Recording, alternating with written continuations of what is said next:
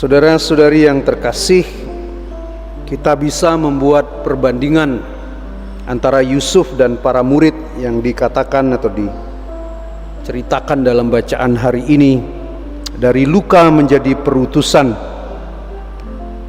Yusuf dilempar ke sumur oleh saudara-saudaranya, dijual sebagai budak, difitnah oleh istri Potifar, dipenjara secara tidak adil. Luka-luka ini bukan sekedar pengalaman pahit, tetapi tempat Tuhan membentuk dan memproses dia.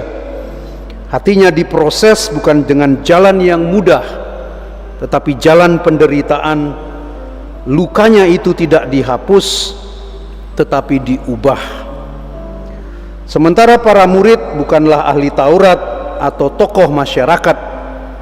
Banyak dari mereka berasal dari latar yang sederhana, bahkan penuh luka, semacam pemungut cukai, nelayan, orang biasa yang tidak dianggap oleh masyarakat.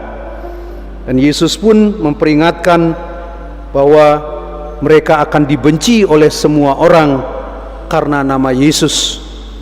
Yesus tidak melindungi mereka dari penderitaan, ia malah menyatakannya sebagai bagian dari panggilan. Saudara-saudari, Allah tidak memanggil orang yang kuat, ia menguatkan orang yang ia panggil dengan cara yang kadang sangat menyakitkan.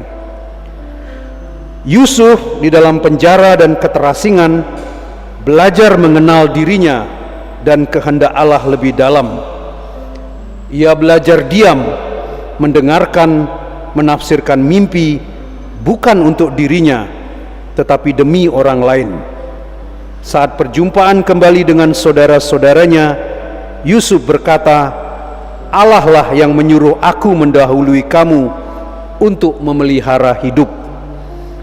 Sementara Yesus mengutus para murid tanpa bekal agar mereka belajar mengandalkan Allah sepenuhnya. Pengalaman ditolak, tidak diterima, dan harus mengibaskan debu adalah cara Allah membuka mata mereka akan realitas dunia dan betapa dunia haus akan damai. Luka membuatmu melihat bukan hanya kesalahan orang lain, tetapi juga wajah Allah yang tak pernah meninggalkanmu. Yusuf bisa saja membalas dendam, tapi saat melihat saudara-saudaranya, air matanya lebih kuat daripada kemarahannya. Ia menangis keras, membuka dirinya dan memulihkan relasi. Dikatakan dalam bacaan tadi, Yusuf tidak dapat menahan hatinya dan ia menangis sekeras-kerasnya. Bahkan orang-orang Mesir pun bisa mendengar tangisannya. Sementara dalam Injil Yesus berkata, pergilah, sembuhkan yang sakit, bangkitkan yang mati, dan berikanlah dengan cuma-cuma.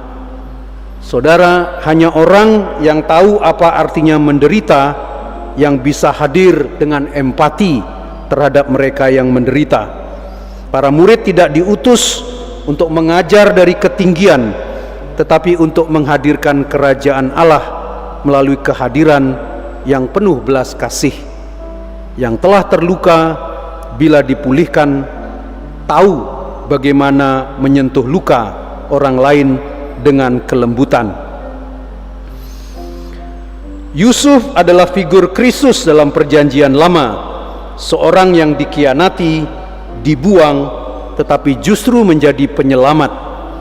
Ia tidak menjadi penyelamat dengan pedang, tetapi dengan pengampunan dan kebaikan hati.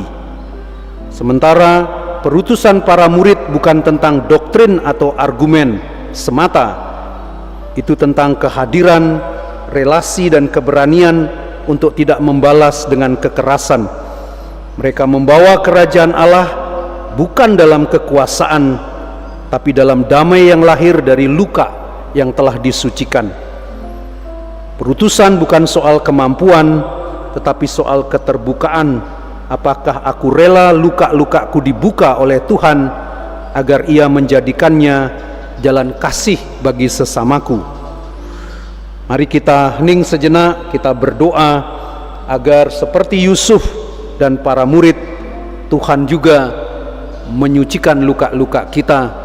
Kita berani, terbuka dan jujur mengakui luka-luka kita di hadapannya, membawanya dan mempersembahkan kepadanya, bukan untuk disembuhkan, tetapi untuk disucikan, dikuduskan sebagai jalan damai bagi sesama kita.